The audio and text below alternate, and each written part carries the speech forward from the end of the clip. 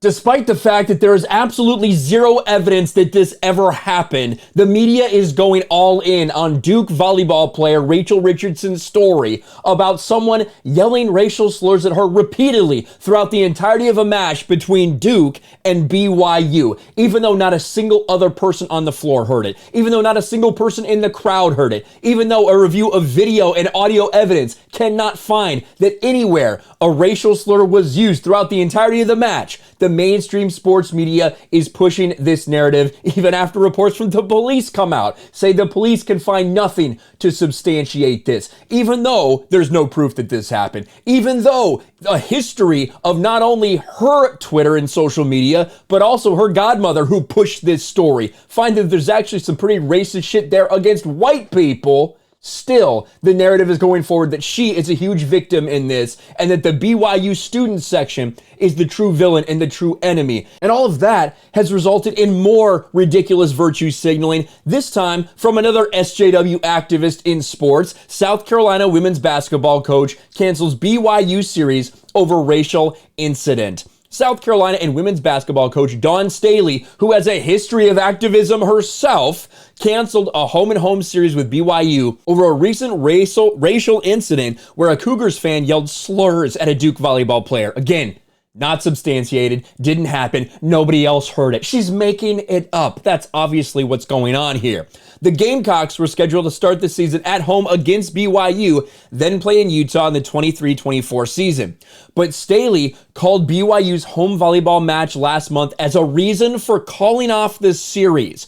So because someone made something up that cannot be proven, that cannot be substantiated, in fact, the campus police, everyone involved with this, don't think it ever happened, now you are canceling a series, a basketball game. This isn't even the same sport. We're talking about canceling a women's basketball game now as a virtue signal. Fuck Dawn Staley.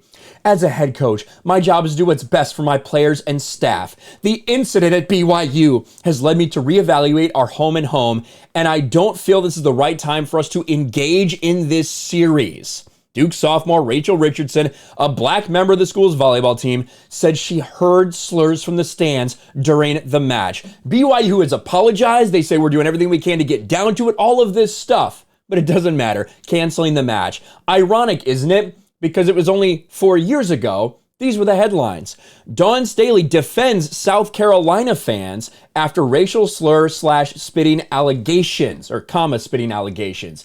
Back when I think the Missouri athletic director said that they had players that were getting called the N-word. They had players that were getting spit on the floor. And it was a direct result of things that Dawn Staley had done.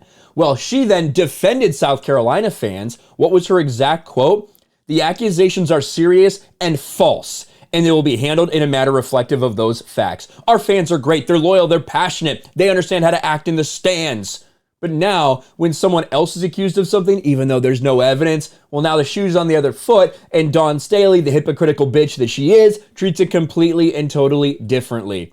I cannot believe that you have somebody in a different conference, in a different sport, canceling basketball games with the college because of the accusation that one person said a racial slur.